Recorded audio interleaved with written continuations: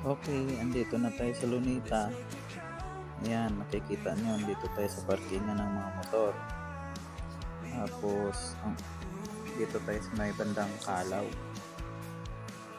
May bayad yung parkingan dito, 50. Pero may ticket naman. Ayan, nakikita nyo. Nasa gilid lang to ng kalsada. Dito pala tayo sa ano ngayon. Sa Lunita Park. Ayan. Ayan, nasa loob na tayo. Ayan, medyo marami na rin tao ganitong oras. Buti ngayon makulimlim, hindi maaraw. Ayan, nakikita nyo. Dito pala pag napunta kayo ng Lunita, di ba may lalapit sa inyo mga photographer. Ayun, sabihin na photographer, picture. Yun, nagpa-picture kami. Kasi ang sabi, ang bawat picture, 50, dalawang copy na yun.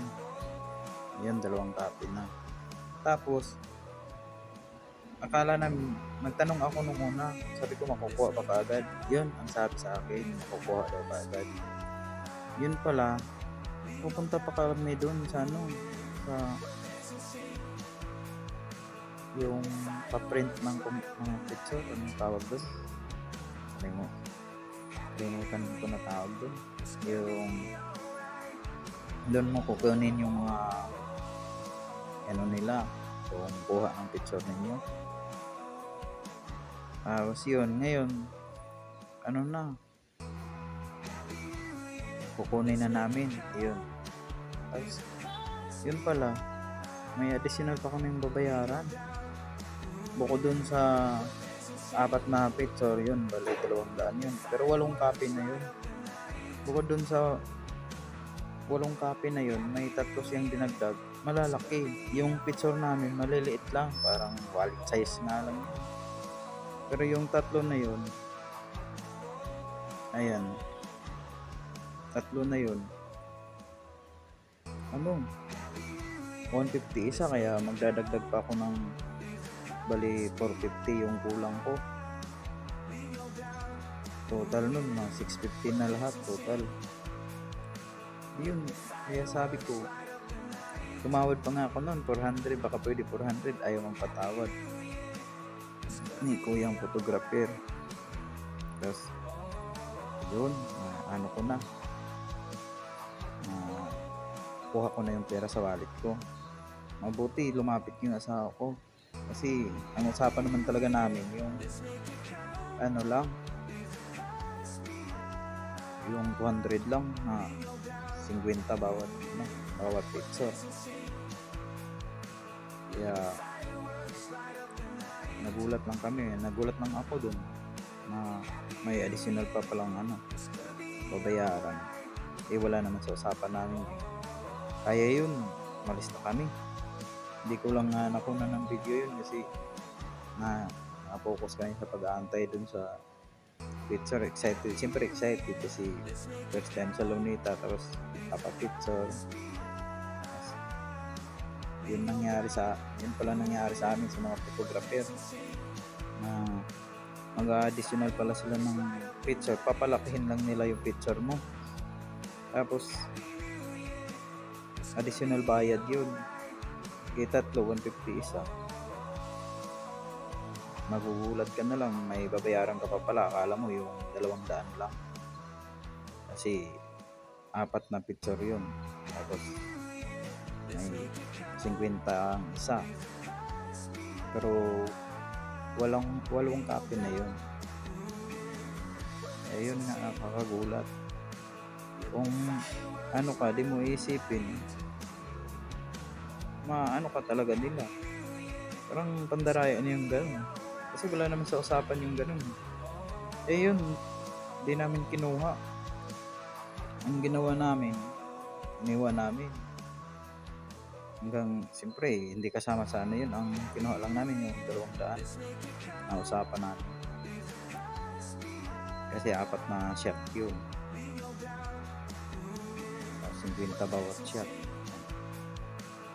Kaya yun ang nagawa namin. Iniwanan namin. Tapos, siyempre, na isip-isip ko din naman. Kaya katagalan sinabi naman ni kuyang photographer na sige 200 na lang. Sa 450 yan yung binabaan niya 200. Eh yun, kinuha ko na ng 200. Kasi kung di rin naman namin kukunin, baka mag-abono pa si kuyang photographer dun sa print niya, print house. Eh yun na lang sa lahat ng pupunta dito sa Lunita. Pag magpo-picture kayo kay photographer, ay clarify nyo na yun lang talaga yung babayaran nyo, huwag na yung mag-additional pa sila ng ibang picture. Yung ganun lang din naman, papalakihin lang nila yung picture mo, tapos ganun lang din yung picture nila na unang shot nila na maliit, yun lang pala yung bibigay sa'yo, tapos palalakihin nila, tapos additional bayad.